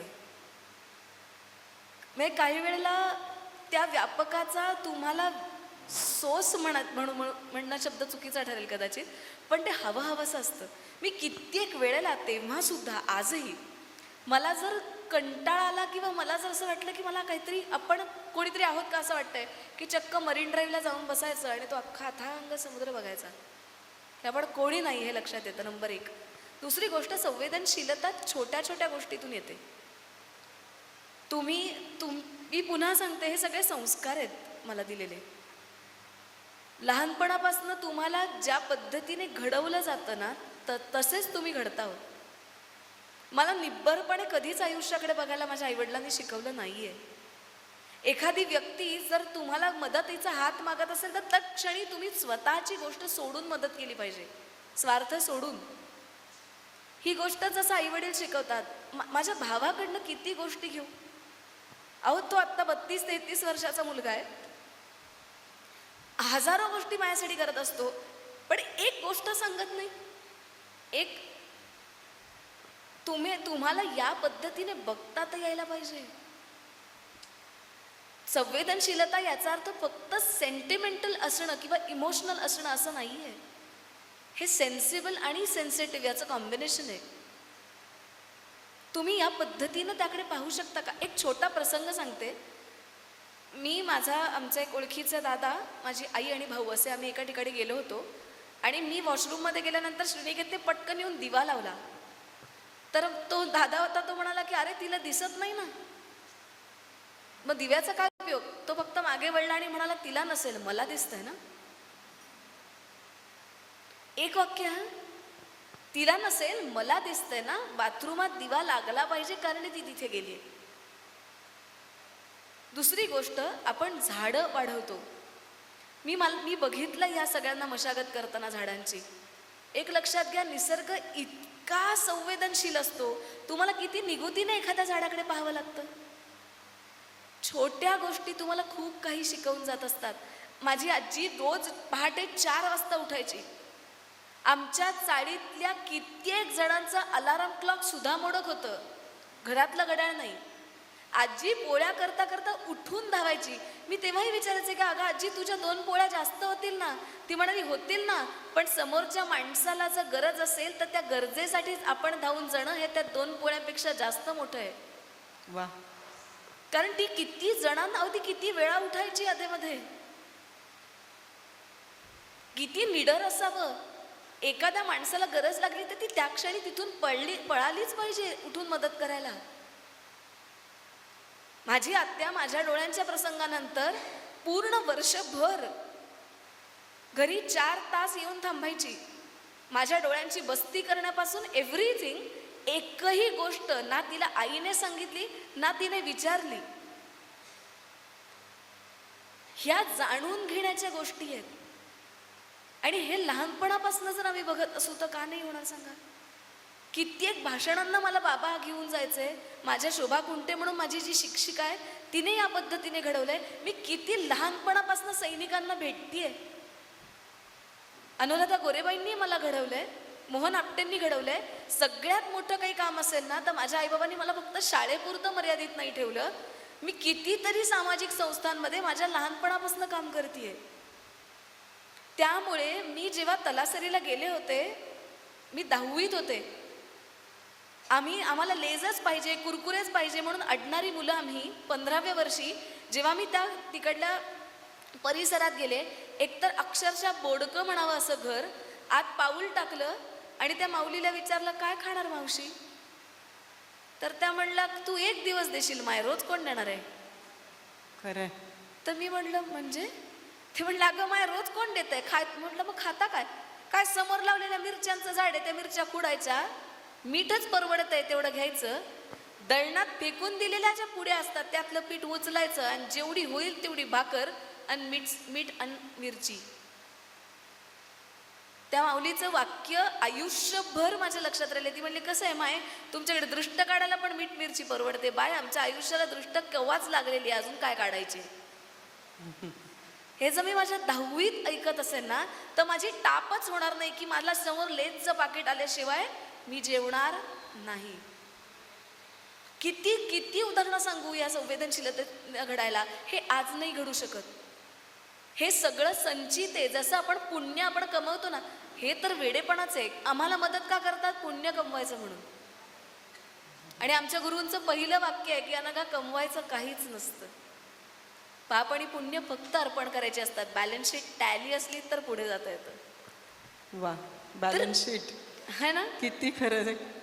म्हणजे हा भाग, या छोट्या गोष्टीत ह्या संवेदनशीलतेने नाही बघता येणार. अहो गुरुवारी जेव्हा बघायला सांगतात तेव्हा या तुम्हाला पाहण्याच्या गोष्टी आहेत. काय होतं, आमच्या कुटुंबाच्या 4 कोणांच्या पलीकडे आम्हाला समाजच माहीत नसतो.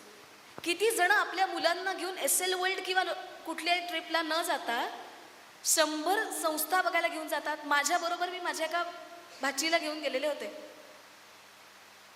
मला कौतुकानं सांगावं असं वाटतं, जेव्हा मी गेलो तर त्यावेळेला त्या सगळ्या मुलांना पाहिल्यावर तिने बाबांना सांगितलं की बाबा या मुलांना स्वतःचं काहीच कळत नाही. 10 वर्षाची आहे फक्त ती.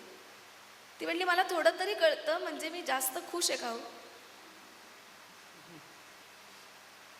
कितव्या वर्षी संवेदनशीलता मिळाली? अजून एक उदाहरण सांगते. आत्ता नवीन काळेंच्या आईने मला सांगितलेलं स्वयंच्या, माझ्या अंगावर काटा येतो सांगताना पण.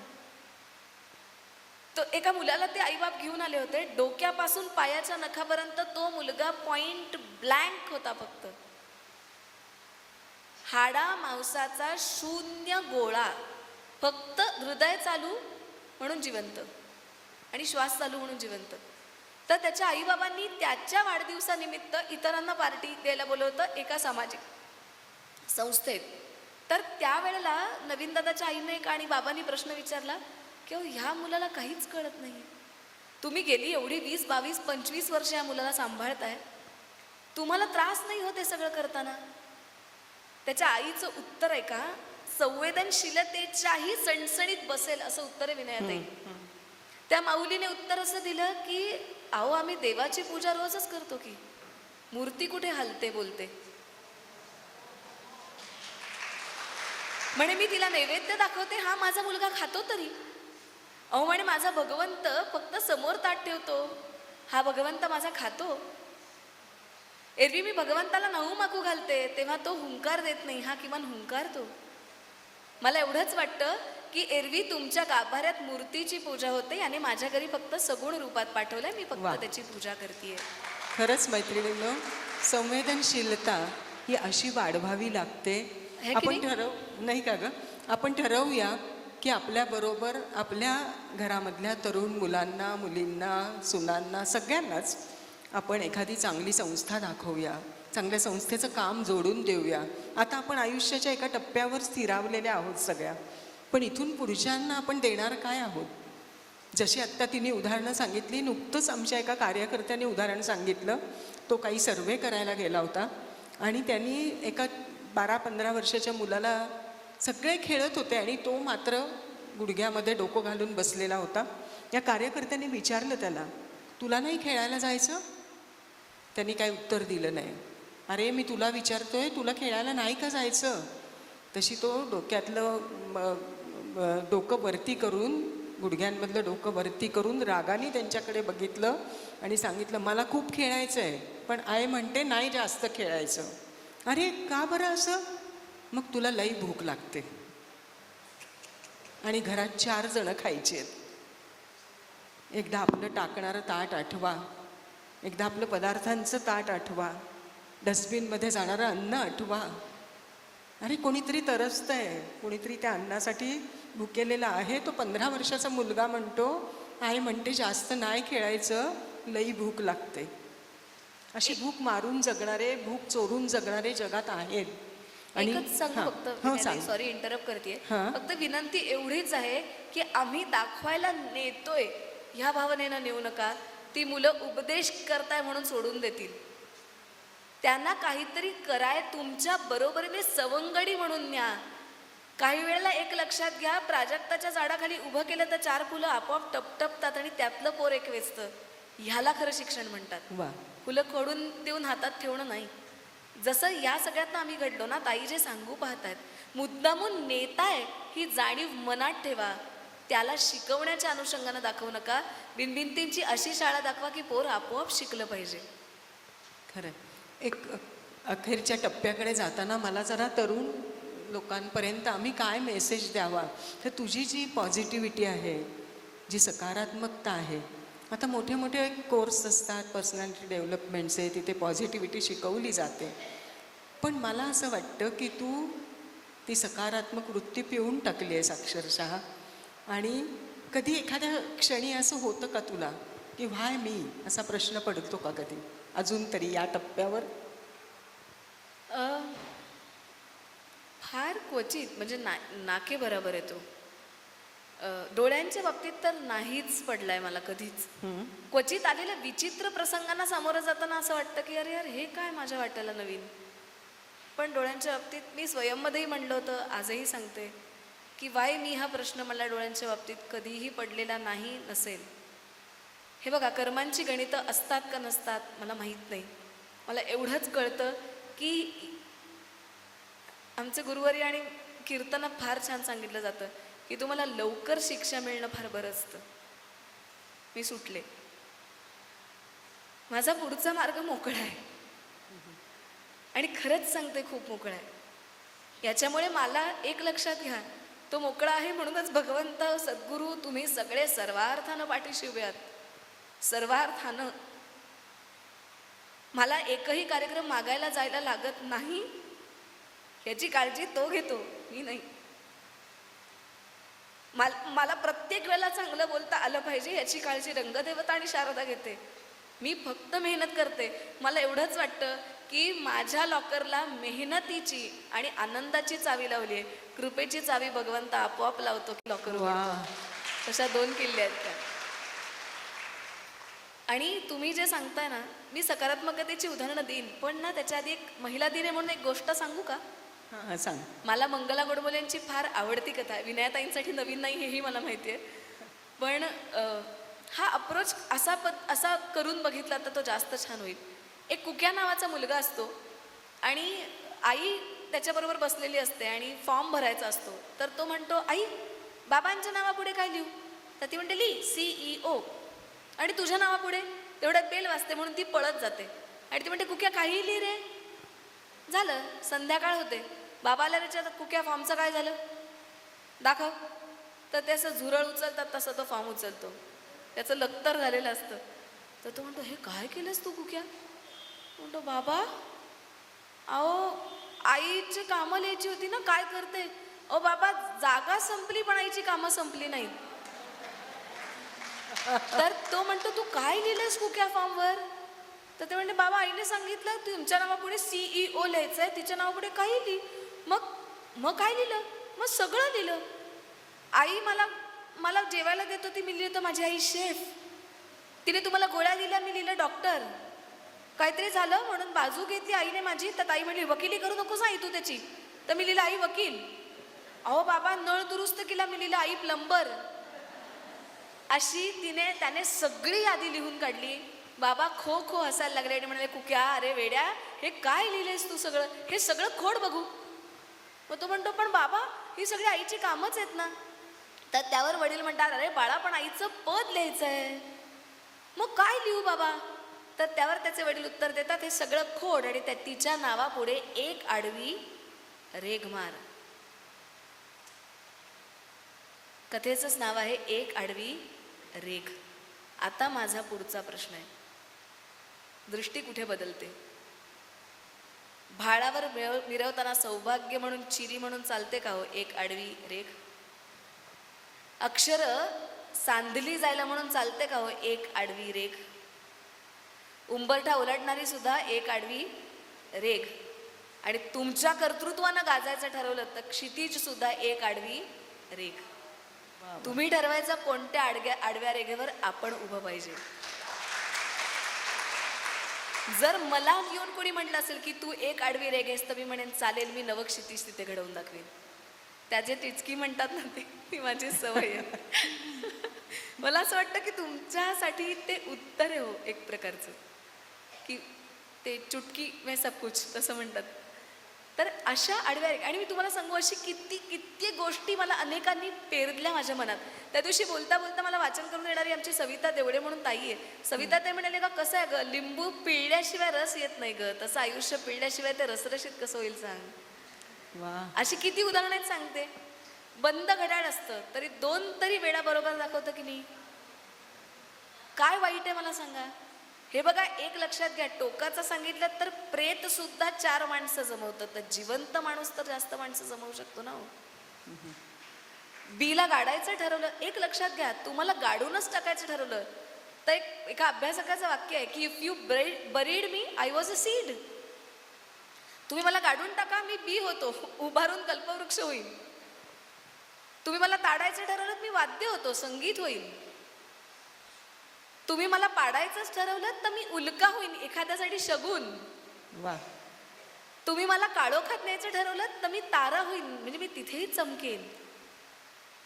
आणि तुम्ही मला पानगळीतच न्यायचं ठरवलं तर त्यातही मी शिशिर होईन, म्हणजे पुढचा येणारा ऋतू तरी वसंत करेन. वा. तुम्हाला या सगळ्या गोष्टीकडे पाहण्याची ही नजर लागते हो. मी मगाशी उगाच काय सांगितलं, अँगल येतो फक्त, तुम्ही लावा ना. अहो साध्या मोबाईलला तुम्हाला चांगले अँगल्स लावता येत असतील तर आयुष्याला नक्की लावता येतात, नंबर 1. आणि दुसरी गोष्ट, मला असं वाटतं की अहो स्त्री तर किती अंगांनी हे झेलत असते. अहो रोज कणिक मळते, ते कुटते, लाटते, 100 गोष्टी खऱ्या अर्थी डिवचतच असते ना. डिवचते का नाही? कुटते म्हणजे त्या पदार्थाला पार ठेचताच तुम्ही, पण तुम्ही काय म्हणता, अहो जरा ठेचा केला की चविष्ट लागतो. मग झालं ना, तुमच्या आयुष्यात झालं तर म्हणा आपण ठेचावू. बघा बरं, स्वयंपाकातल्या किती गोष्टी तुम्हाला काय काय शिकवून जातील. मी नेहमी सांगते की फोडणीच इतरांनी द्यायची ठरवली तर काही हरकत नाही, आपल्या आयुष्याची कढई करू, त्याला म्हणा ये तुला पण चविष्ट करते. गंमत म्हणून नाही सांगते, ह्या गोष्टीचा विचार करून बघा. काय वाटेल ते होऊ दे, तुम्ही रडणार नाही हे जर ठामपणे ठरवलं ना. आणि हे बघा, सगळ्यात सोपा एक टास्क सांगते. एक कोणतरी आर्या पुढे ये पटकन. या कोणतरी येते. माझी बहीण आली, म्हणजे भाची आली आज. आर्या पटकन ये बाळा. आणि बांगडी घेऊन ये हातातली कोणाची तरी.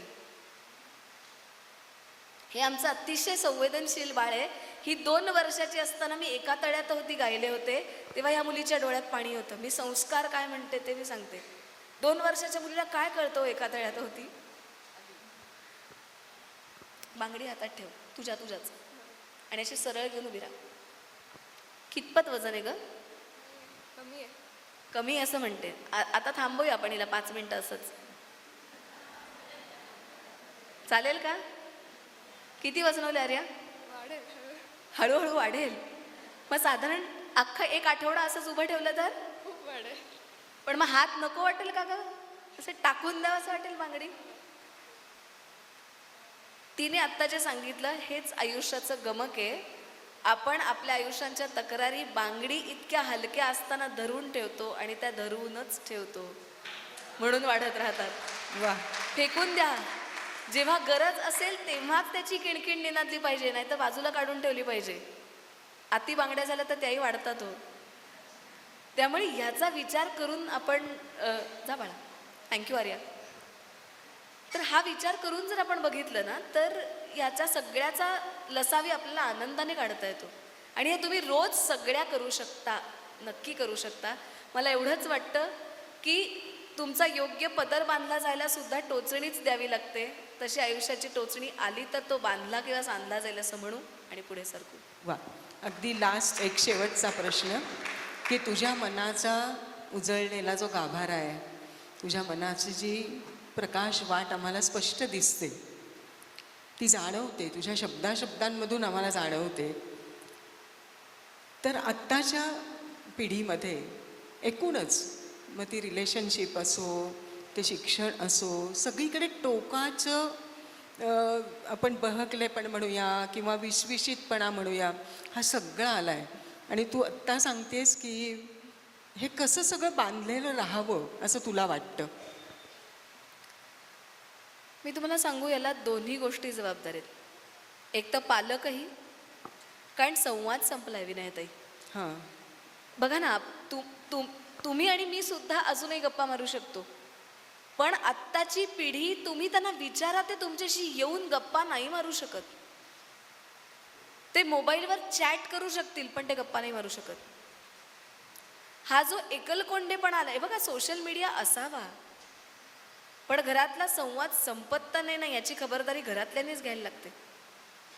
मला मान्य आहे की आपल्या सगळ्यांना आज इतकी व्यवधानं वाढली आहेत, आपण सगळे इतके व्यग्र झालोय, पण मला एवढंच कळतं की किमान आपण तासभर तर घरातले एकत्र येत असू ना, तेव्हा आपल्या 4 पिढ्या गप्पा मारायला बसतात का? आमच्या घरात माझी आजी, माझी आत्या, माझा भाऊ, आई, बाबा, आम्ही सगळे एकत्र बसायचो. आजही जेवढे घरातले तेवढे बसतो.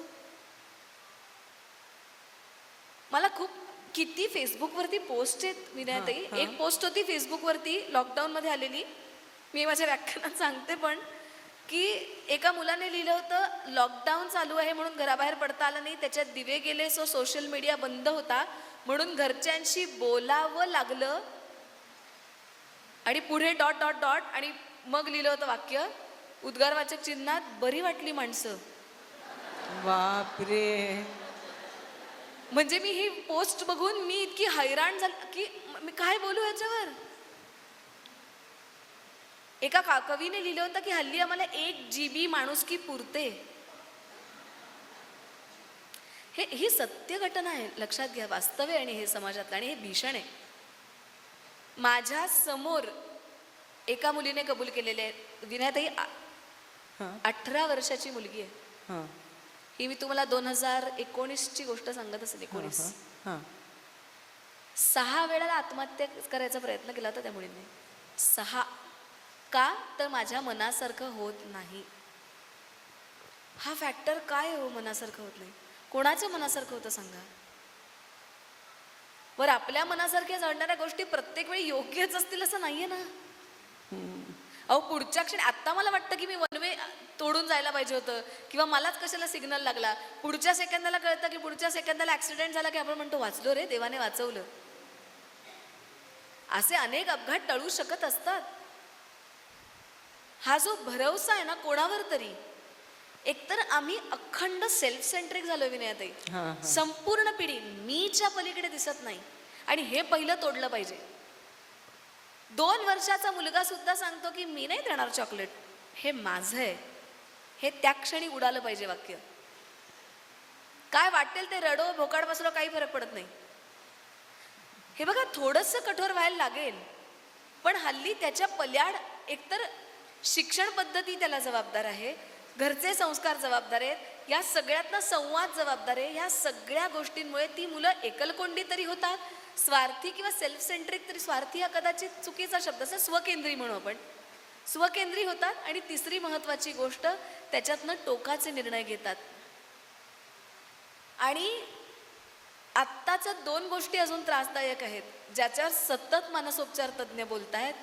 ती गोष्ट म्हणजे मला लाईक्स किती मिळाले आणि नाही मिळाले. खरंच या आभासी जगामध्ये की सतत आपण लोकांसमोर आलंच पाहिजे, सतत मी खुश आहे, मी आनंदी आहे, हे सगळं लोकांना कशाला? आपला आनंद, आपलं आनंदाचं मोरपीस हे कधीतरी आपल्याच आयुष्याच्या पुस्तकात ठेवा ना. परफेक्ट.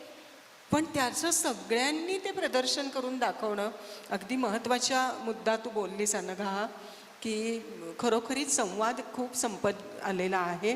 पण आपण इथे बसलेल्या तरी नक्की ठरवूया आता की काहीही झालं तरी रोज 2 माणसांशी आपण बोलायचं, आनंद द्यायचा. सोपं काम आहे ना तसं? खरं आहे. आणि मला असं वाटतं की तुमच्या कुटुंबाच्या पलीकडे जाऊन त्यांना थोडंसं 4 लोकांशी संवाद साधायला लावा. त्यांना 4 लोक बघू देत, 4 माणसांशी खेळू देत.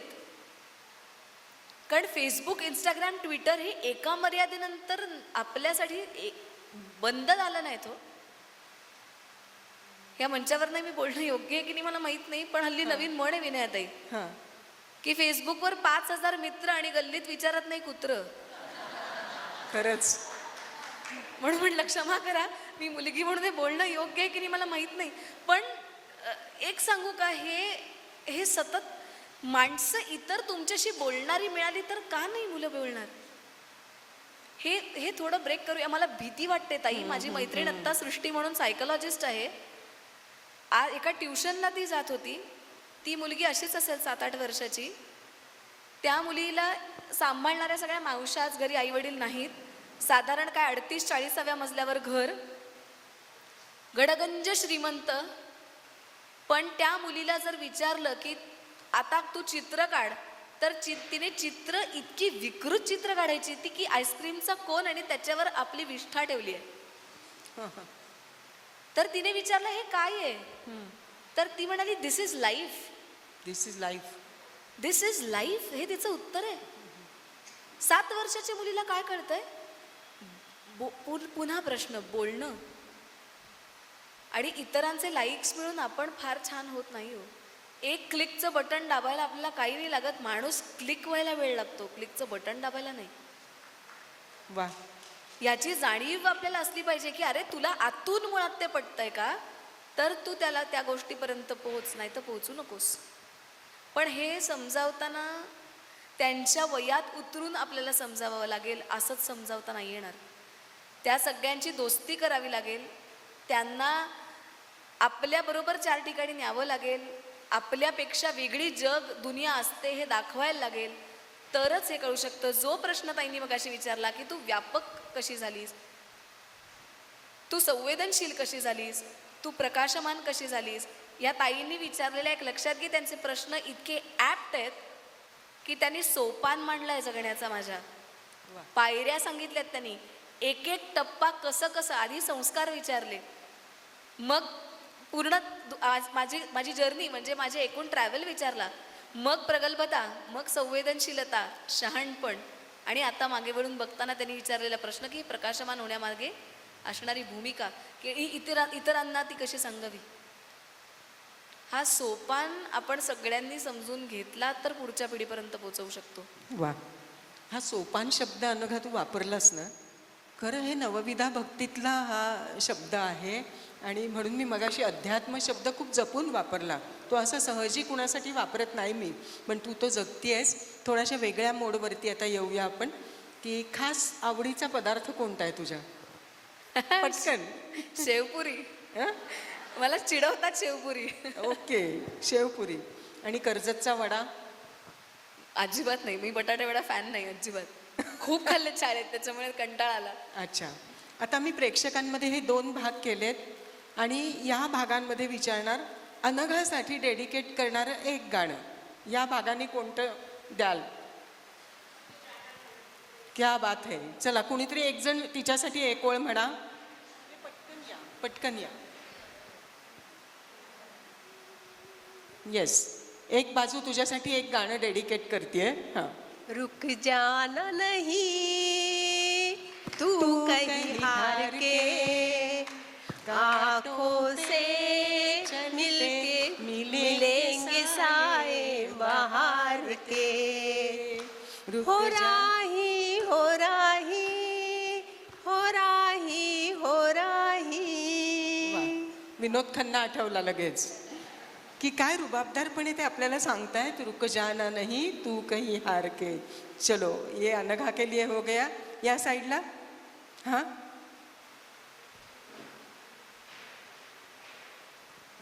एक जिंदगी मेरी सो ख्वाहिशें मैं पूरी करा. एक जिंदगी मेरी सो ख्वाहिशें मैं पूरी करा. क्या बात है.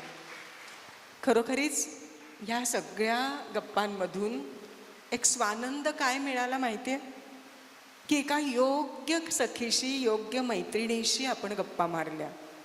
हा जो गप्पा आहे, हा जो तुमचा 1.5 तास आहे, हा तुमचा 1.5 तास पूर्णपणे एका वेगळ्या विचारांनी भरून गेला आहे.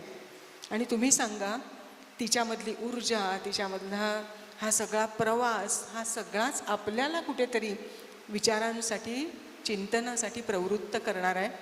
तर खूप काही गोष्टी अनघाने आपल्याला आज या मुलाखतीमधून दिल्या. आपण त्या नक्की ध्यानात ठेवूया. त्या कशा अंमलात आणता येतील हे या मुलाखतीचं.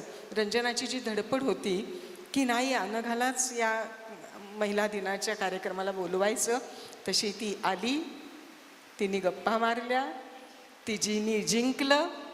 आणि त्यामुळे अनघा तुझे खूप खूप खूप आभार नाही म्हणत मी, खूप तो मोठा शब्द आहे. तुझ्या खूप खूप आम्ही आज मैत्रिणी झालो परत. आणि परत एकदा तुला खूप प्रेम सगळ्यांचं. कारण काय आहे मंडळी, सगळं मिळतं आहे पण निखळ निर्मळ प्रेम मिळत नाही. पण आज एवढ्या तुम्हा सगळ्यांचं आदरणीय महाराज साहेब इथे येऊन बसलेले आहेत, त्यांचे आशीर्वादही अनघाला आज नक्की मिळालेले आहेत. तर तुझ्यामधली ऊर्जा, फक्त तू एक तो शेर सांगतेस, मी अनेक वेळेला तो ऐकला आहे तुझ्याकडून, पता नहीं कैसे परखता है. तर तो तिचा खास एक शेर आपण ऐकूया आणि या गप्पांची सांगता करूया. मीच एक गाणं म्हणू का तुमच्या सगळ्यांसाठी? हो? म्हणजे मलाच तुम्ही गाणं म्हणता. क्या बात है. अर्थात मी मगाशी राजहंसाचा उल्लेख केला, तुम्ही सगळ्याच तशा आहात, पण तो शेवटी स्ट्रगल आहे, म्हणून ती 2 कडवी म्हणते. आधी शेर सांगते काय आहे.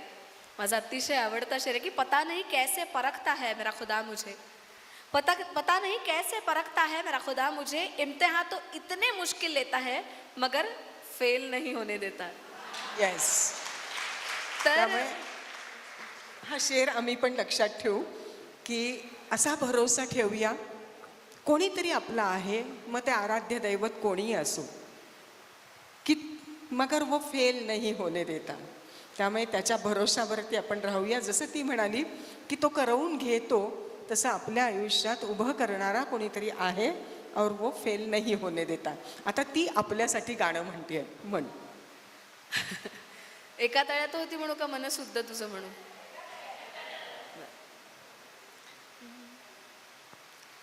पिल्लास दुःख भा